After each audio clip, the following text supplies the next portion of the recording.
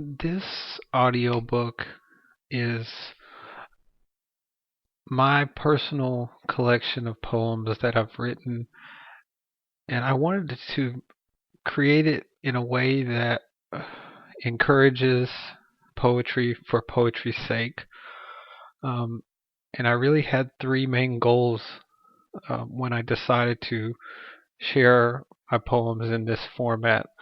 I know most people are used to consuming poetry from a book, um, like Shakespeare and Faulkner and all the greats.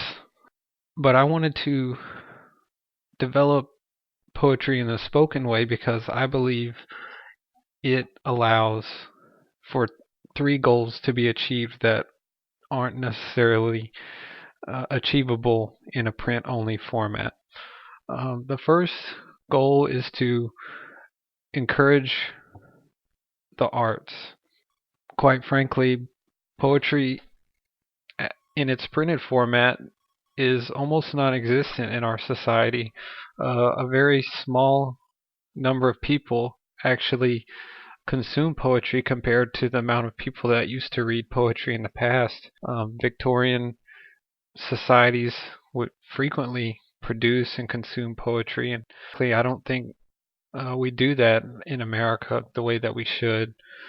And so maybe in a vocal format on the way to school or after school or after work or anytime you have free time at the computer, you can just listen to one of the poems and the analysis that accompanies with it, and you can agree or disagree or write your own poems or develop poetry in a new way. Another element of spoken poetry that I think is beneficial compared to print format is poetry can be developed more richly in multimedia formats. And so I can put print media, I can put voice, I can include extras and links and YouTube videos and TED Talks and share other authors' works. And that's normally not available in book format. And the last reason I wanted to um, share these poems with everyone is poetry stimulates discussion. I believe the role of a poet in society is to activate the knowledge of other people and stimulate conversation, debate, with the ultimate goal of progression as a society. Of course, as with any art, there's aesthetics to consider. Um, Everyone is on the lookout for beauty, and everyone wants a certain form and function, and those are things to consider also. But I believe the main role of a poet is as a social tool, and sharing poetry in this way is a lot more achievable than the print format. To get the most out of the poems, first look at the poems in their printed format in the traditional way, and so analyze the poems for rhyme, analyze the poems for the symbology, and just consume the poetry as you would any written text. And then the second thing I would suggest is to follow the links and the extras and investigate all of the things that are shared within the poem and the related materials from other authors, or maybe it's a video or something that I've came across on the internet, and that would helps to fully develop all of the ideas associated with the poem. And then the last element, once you've had some time to think about the poem and go through some of the links and study a little while, I would encourage everyone to share what they learned and what they know and how they are different now than they were before. I really believe that this format is ideal, and if used correctly, poetry can once again take center stage as a usable modern art form. The poems style in this collection are meant to be simple, usable, and relevant. I wanted to write simple poems that people could easily understand without a lot of previous poetic background. I don't personally have a classical training in creative writing or poetry, but I still think that you can create simple and easy poems that people can enjoy. Um, Most of the poems have a rhyme structure that is simple, and I think this helps the poems become a little bit more easy to use than other forms of poetry. And the poems are also meant to be wrapped in content, and so the poems themselves are not the central part of the work. The central part of the work is all the ideas that are activated by the poetry, by the related material, by other authors' works, and all the contributing information. And the last point about the poem style is that I wanted all the poems to be relevant to the listener and to the readers. And so most of the poetry talks about modern day society, and they're meant to be a snapshot as to what life is like living in the here and now. And so most of the poems talk about modern relevant issues. After seeing the horrible images that occurred in Paris as a result to the terrorists' attacks, I was inspired to write this poem. And some of the imagery that I used to write the poem talks about how Paris is a city of people that live on the streets and that live on their feet.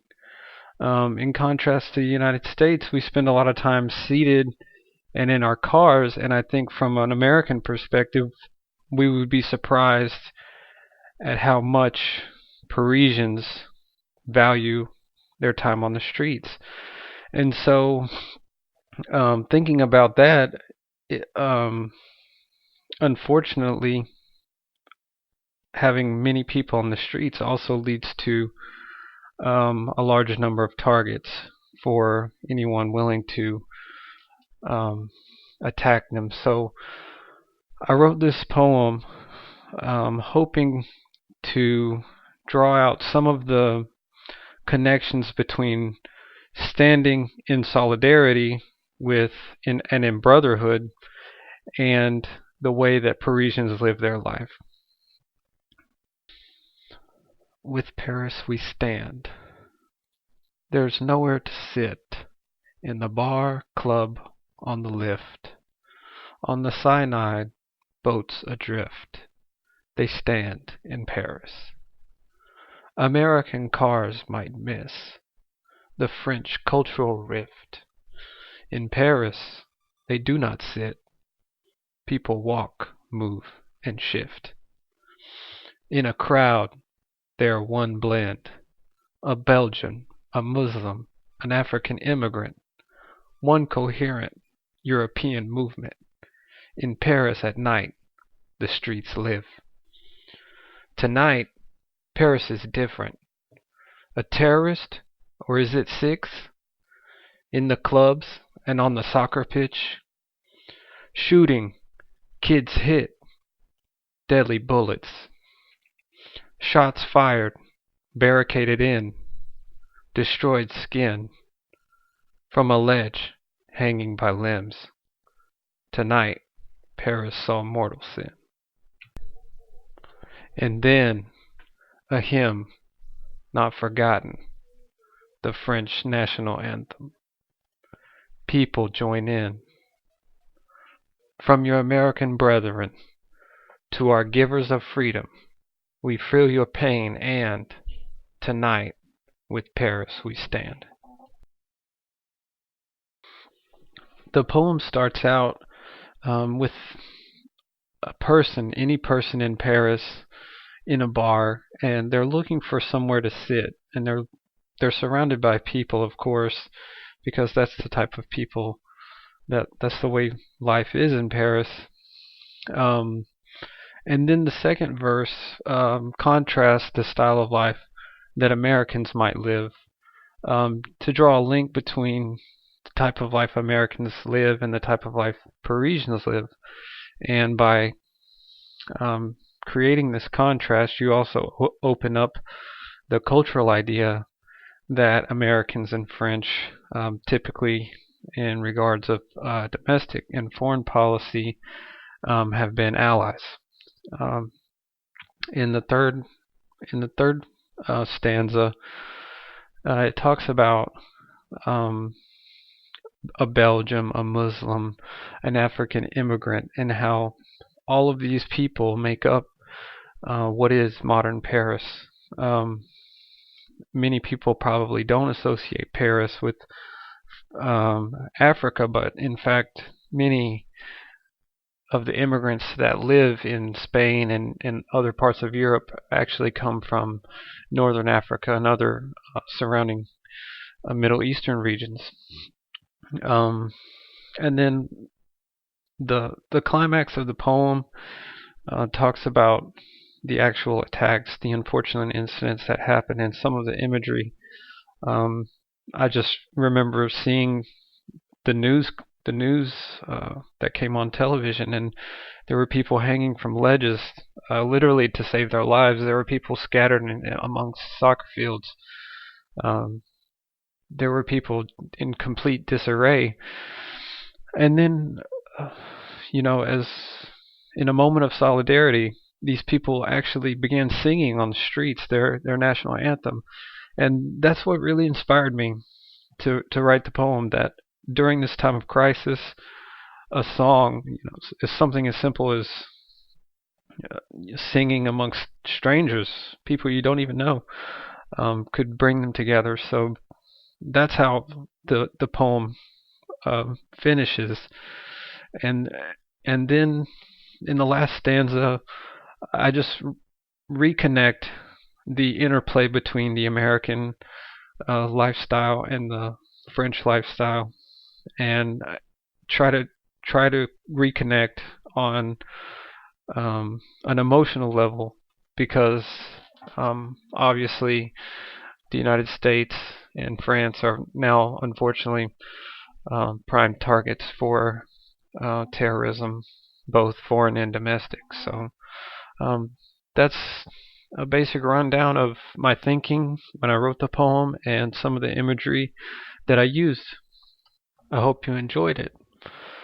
I also included at the end of the poem and the analysis a copy of the French national anthem, just so some of the listeners can feel what it must have been like to be amongst the crowd and hear the sounds of the singing and what they experienced as they came together in unison.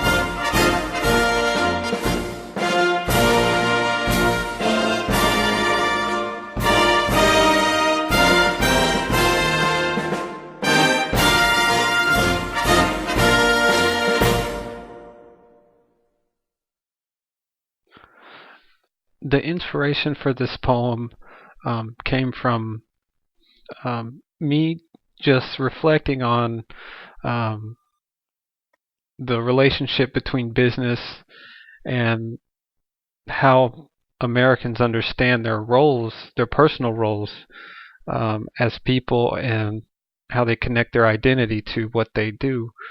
Um, I think too much emphasis is placed on work in American society, and people have a hard time disconnecting from work. So one of the lines is in the poem that I uh, used was, "Should we all be corporate beings?" And I deliberately used the word beings to draw out the meaning of human beings, and also beings as in uh, the things that corporations create. So I wanted to try to invoke reflection from the reader about um, how they relate to their work and how they feel about the idea that maybe work isn't what they thought it was. A corporation of one. LLC. What does it mean? Limited liability? Corporate entity? Should we all be corporate beings? Marketing, accounting, profiteering by shipping and receiving? Ask a shareholder, when is the work over? There's always next quarter. Corporations live, but people get older. The day we become corporations of one, that is the day human co-operation has begun.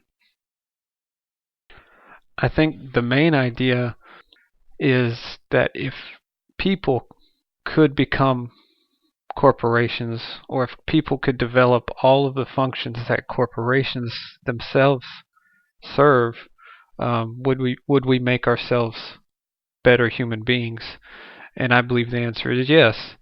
If you can be your best marketeer, if you could develop multinationalism the way many corporations can, and if you could connect people around an idea or a product or something you feel strongly about, then I believe that you have become a corporation of one.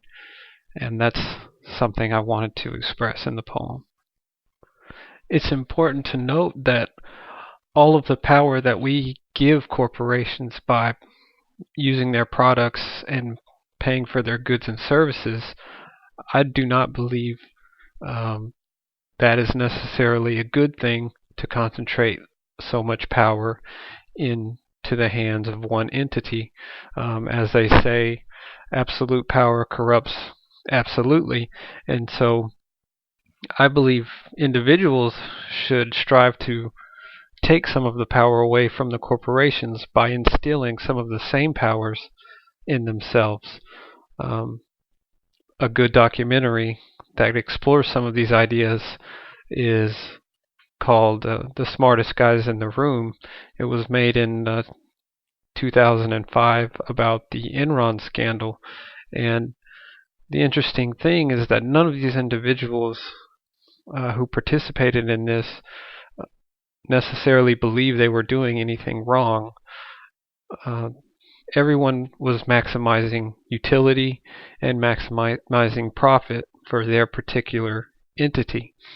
However, when too much power is concentrated in the hands of one corporation, which was Enron in this case, disastrous things can happen. So uh, I guess the end message is take some of the power and give it to individuals, and limit some of the powers of corporations.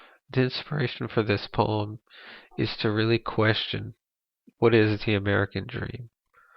And that's the question that I asked to the reader. What is the American dream to you?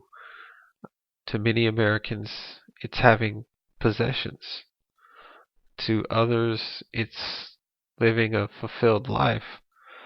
And for those people wanting to come to the United States, The American dream is the possibility of a better life. And I think what unites modern immigrants with the people that are already in the United States is that they both wanted better or they both want better. And so, in that way, immigrants and Americans living in the United States are the same. And that's something I really wanted to emphasize by writing this poem. The dreamers. Probably the American dream is luxury. Food, shelter, clothing are needs. Undoubtedly, there is inequality and poverty. Obviously, we don't need what we want. We don't want what we need. This doesn't have to be. Historically, home of the brave, land of the free. Currently, no home safety and land of bank fees. Passionately, we need your dream. Immigration reform, please. A good resource that talks about many of the issues surrounding immigration and the legal and political battles that people are waging in order to try and reform immigration is called Immigration Battle by PBS. And this documentary follows one lawmaker in his quest to reform the immigration system in the United States. I think it really does a great job of showing how we as a country have to try to balance the rights of the citizens that live in the United States, while at the same time humanely dealing with the people that are living here and that wish to be here and try to make a better future for themselves. So I encourage everyone to go to PBS and watch the Immigration Battle documentary. Morgan Spurlock, in his documentary Inside Man, did an episode on immigration that follows day laborers in their day-to-day work.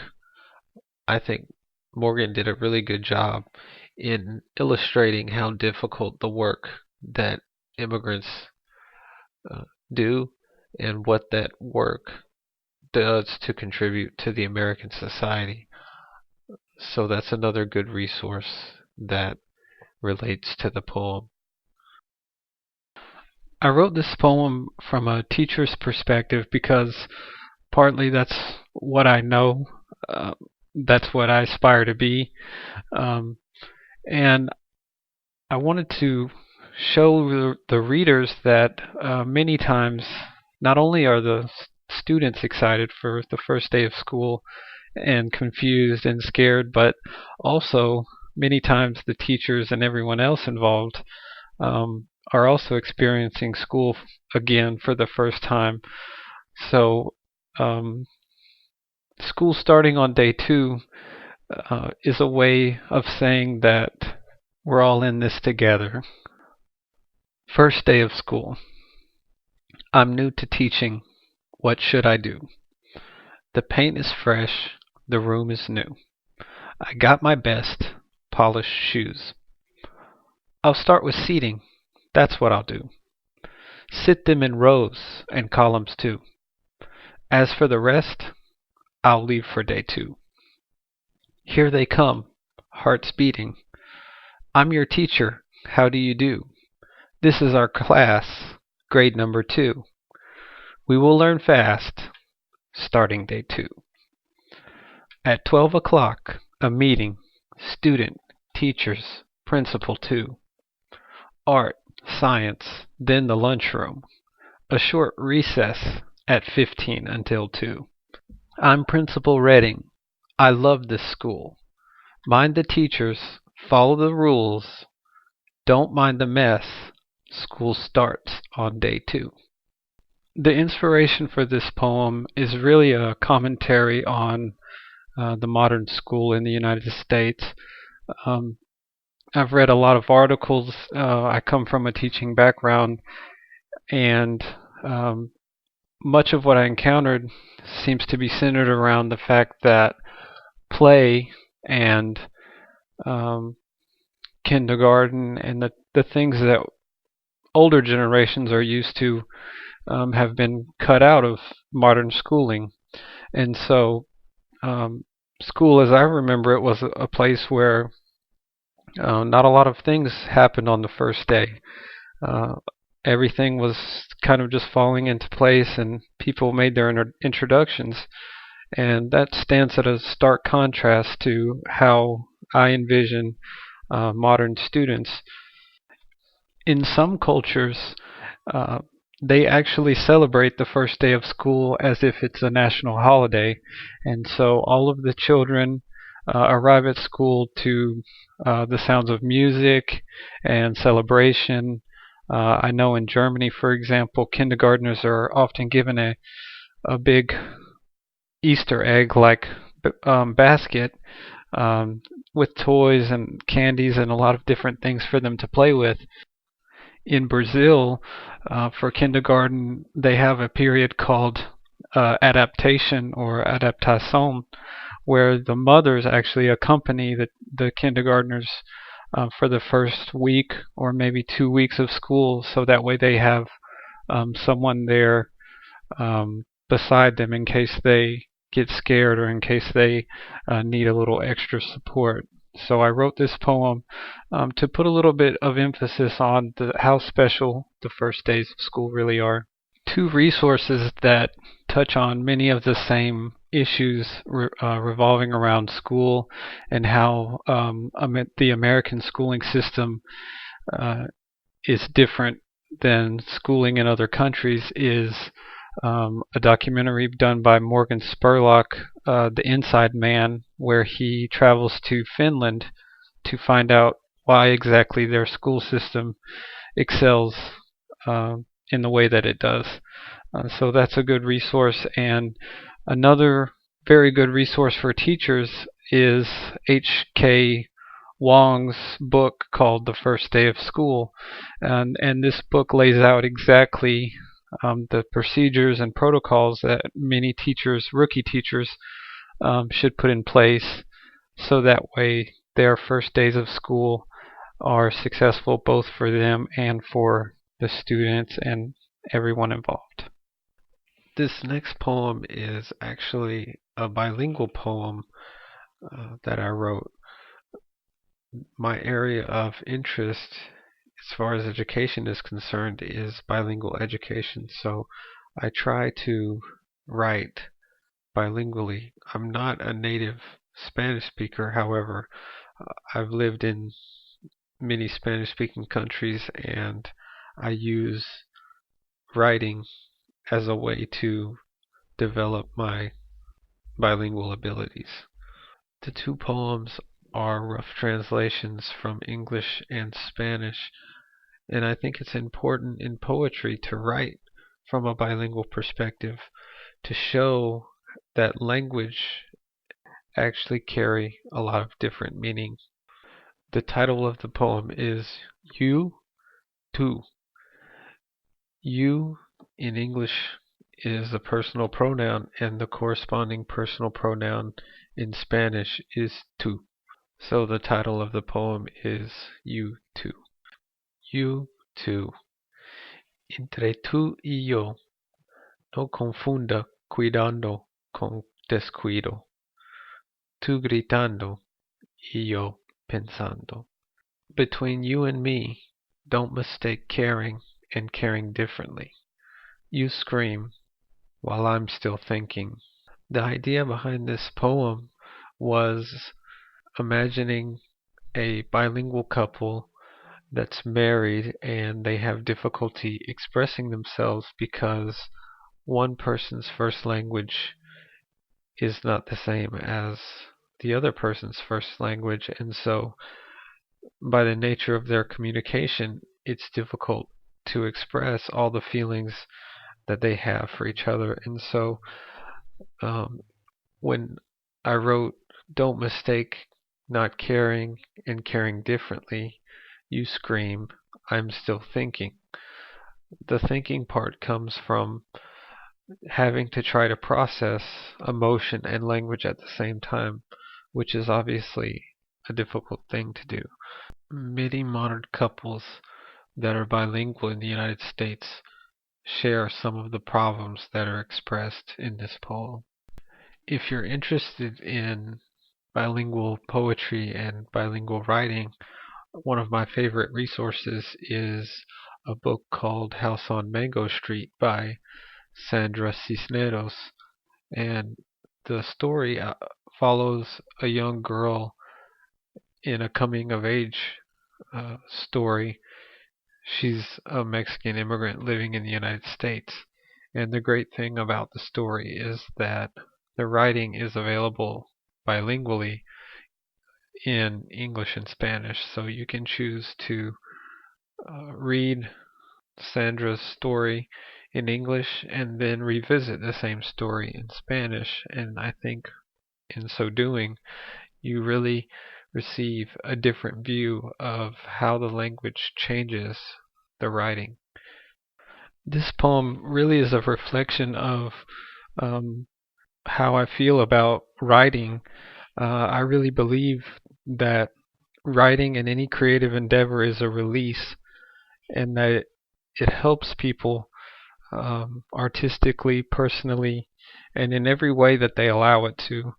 We don't really have writers anymore. We have artists, we have musicians who write poetry and set it to music, but unfortunately there's not a big spotlight on pure poets. And so this poem that I wrote is to shine a little bit of light on a type of artist that has virtually disappeared. Poet's dream. I don't write to be seen.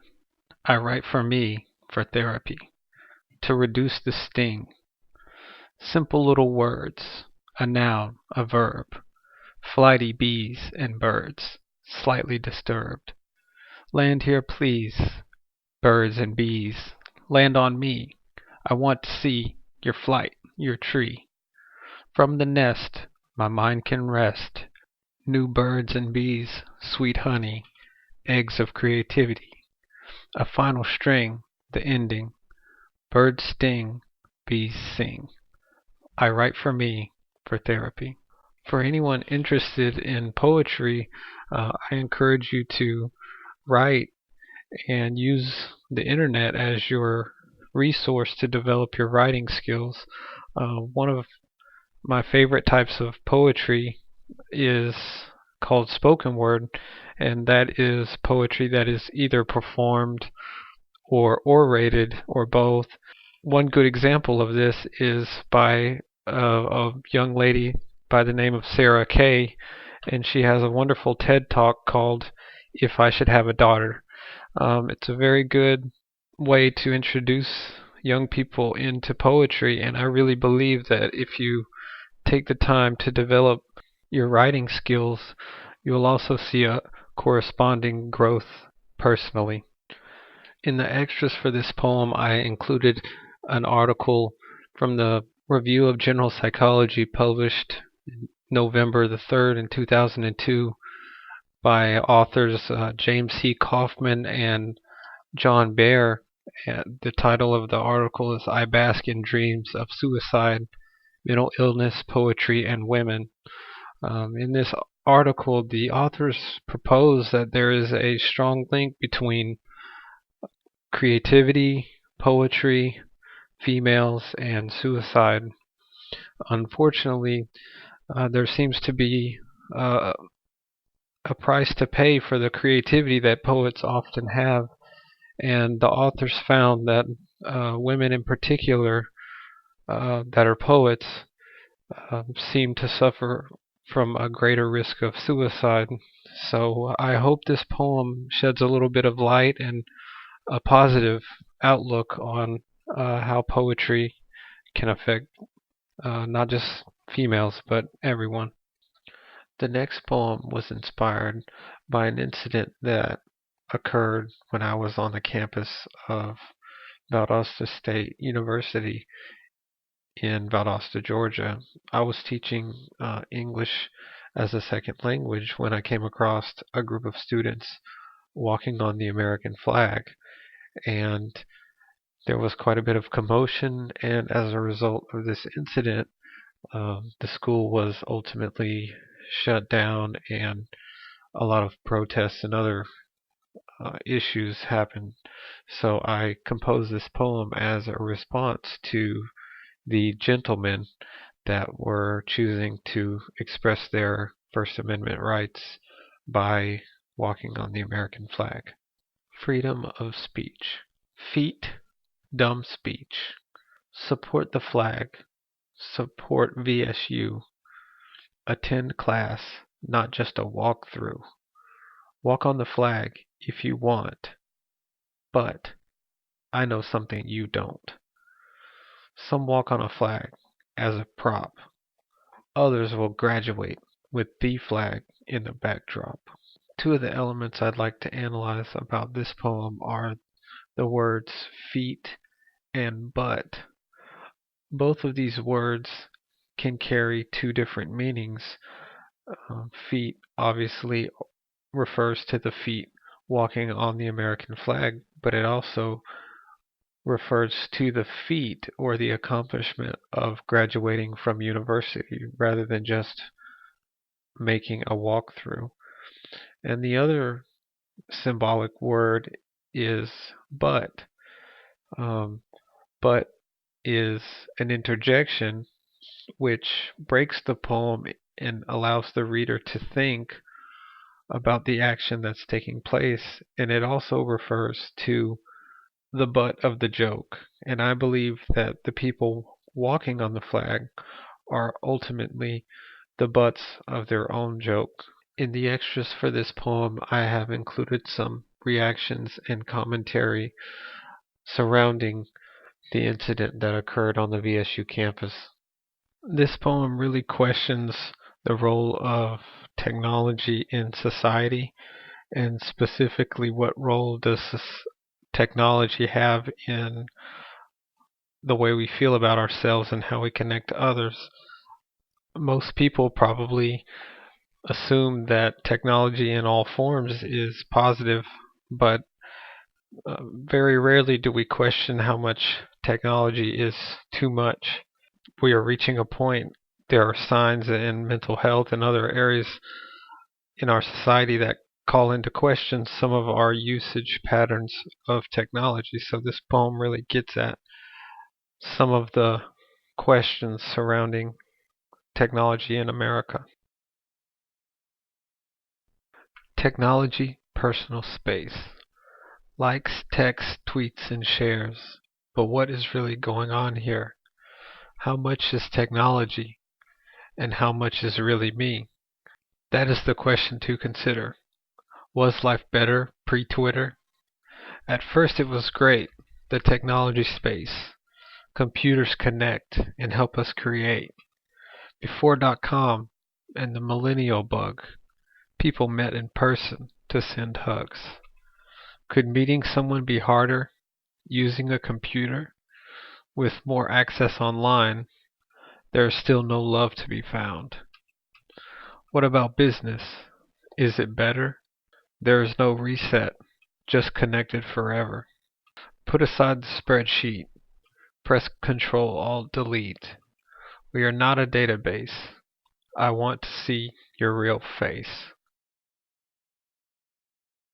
An interesting fact about technology and its progression over time is that as societies have become more technologically advanced, researchers have found that people's amount of free time decreases as the amount of technological advancement increase, which is very interesting because normally we associate technology with savings time. However, the more technology that we have in our lives, the more time we use consuming that technology. So people with a washer and dryer originally saved time washing clothes, but eventually people just started buying more clothes. And computers originally saved time typing, but then over time people just spent more time using computers. So this is one idea that the poem really helps to develop the idea of how technology relates to society. Two really great resources that develop the idea of our relationship with technology are two documentaries by Frontline, one called Generation Like and the other one called Digital Nation. And both of these documentaries are available on PBS, and they both do a great job of exploring what is the role of the self and technology, and how do we as a country use technology to its best advantage without sacrificing some of our own selves.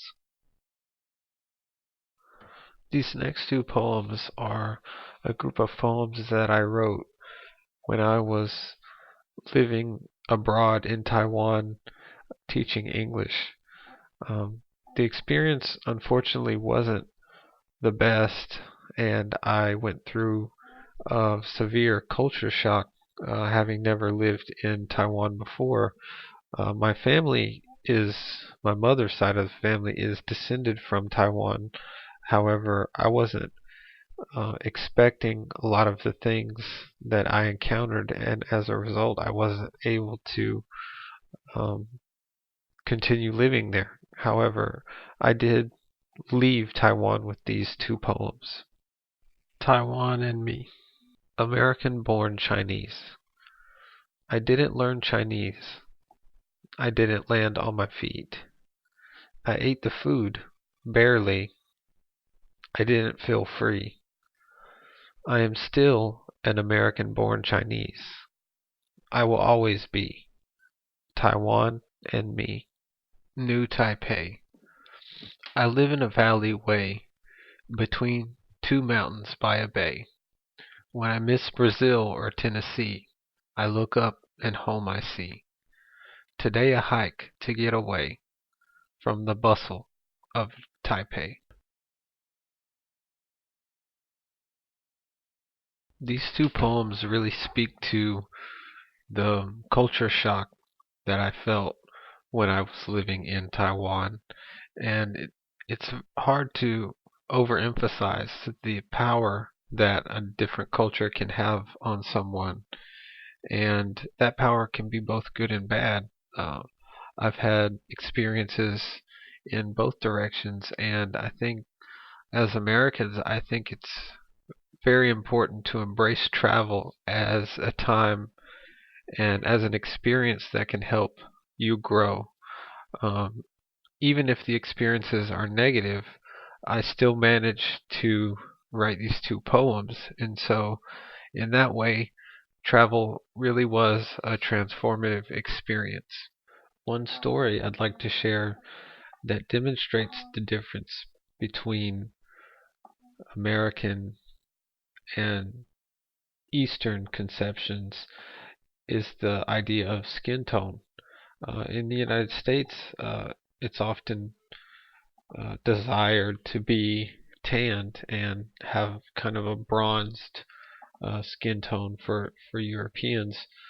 And in China and other Eastern cultures, being tanned is actually a sign of doing manual labor, being in the sun, and so um, people actually prefer to be pale.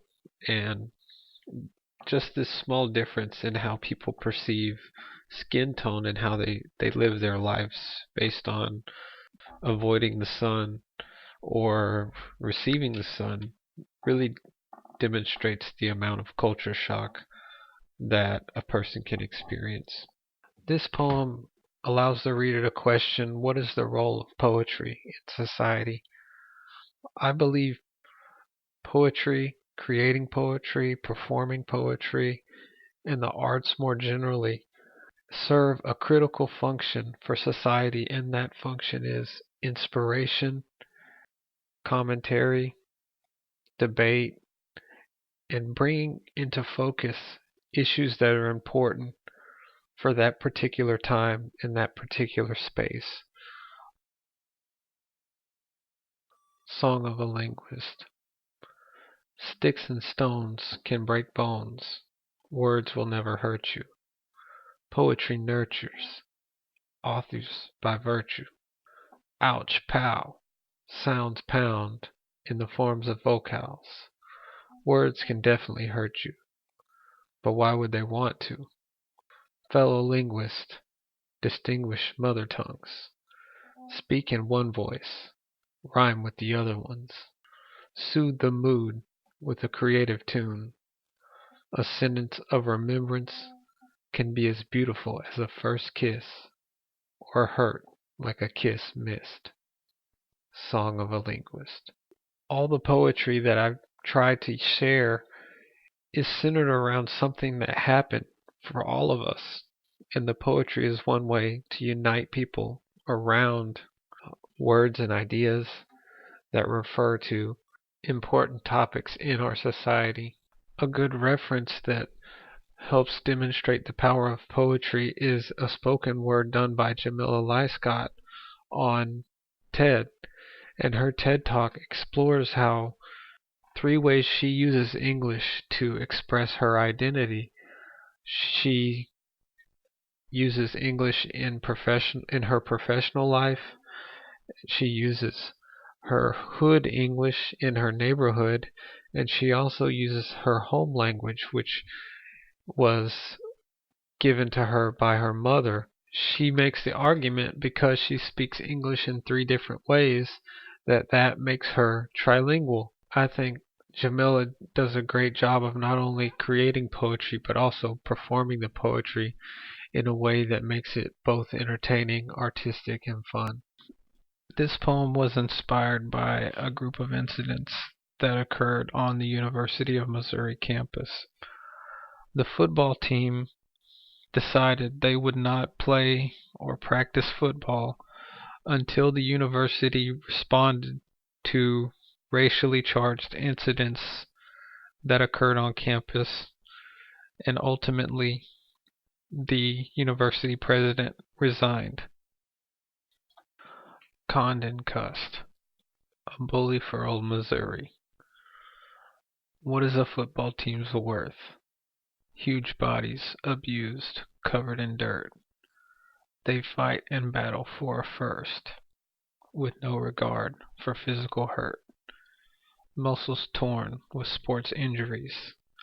For the pride of a college jersey. There is something more afoot in old Missouri. Administrators out of touch with reality. Hate is rampant on the Mizzou campus.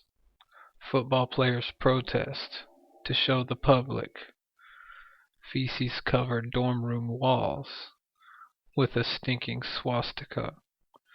Should Missouri still play football for the rest of the fall?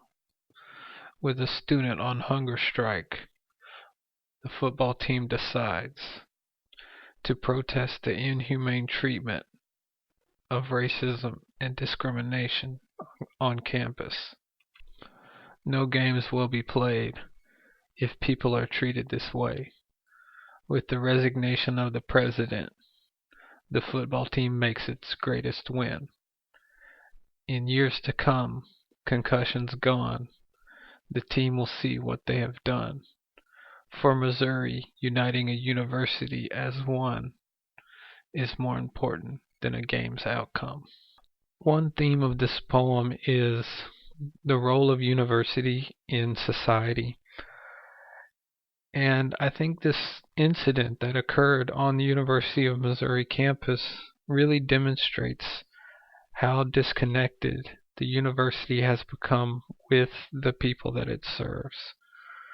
The university exists to serve the students of the state in which it exists. That's very important and worth repeating. Universities exist to serve the students and all the people that live in the state in which the university exists. The students are not there to serve the university. The people of the state are not there to serve the university. The university's role is in service of the state in which it exists. I think we've lost touch and we've misunderstood the roles that schools play because there's such a large amount of money involved, as was the case with the football team, and because universities are so powerful because they are educational monopolies. It is easy for universities to create a culture in which they are not in service to their students. The football team demonstrated how students are the ones who hold the power and not the universities. And so this poem is a really good demonstration of how students and not universities are the most important figures in modern education. The other major theme in this poem is the role of race and sports in America. Sports have been one of the ways in which racial minorities gain prominence and respect in modern society. And the students on the University of Missouri campus used that prominence and that respect to further the racial dialogue in American society. I think the most important takeaway from the University of Missouri incident is that young people still believe that racial issues deserve a place in modern society. We are not past racism and we are not done with the conversation about racism. However, that conversation needs to be done in a sensitive way. I think it's very noble of the university to acknowledge that they are the center of a racial debate.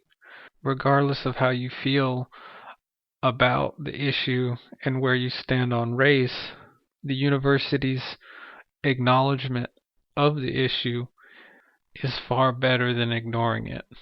A good resource to compare this poem to is a documentary called The Day the 60s Died by PBS. This documentary shows that 50 years ago we were still dealing with some of the same issues that we're dealing with today. In this documentary, students on the Kent State campus were killed in protest, and this serves as a stark contrast as to how the University of Missouri handled their students in protest. On the one hand, you have Kent State, who overreacted by bringing in the National Guardsmen to suppress student protest, and on the other hand, you have the University of Missouri, who ignored student protest. So I hope this poem and these resources shed a little bit of light and discussion on race, sports, and education in America. Thanks very much for taking the time to listen to my poetry. A poet without an audience truly is useless, so please leave your comments, like, share, discuss, and happy writing.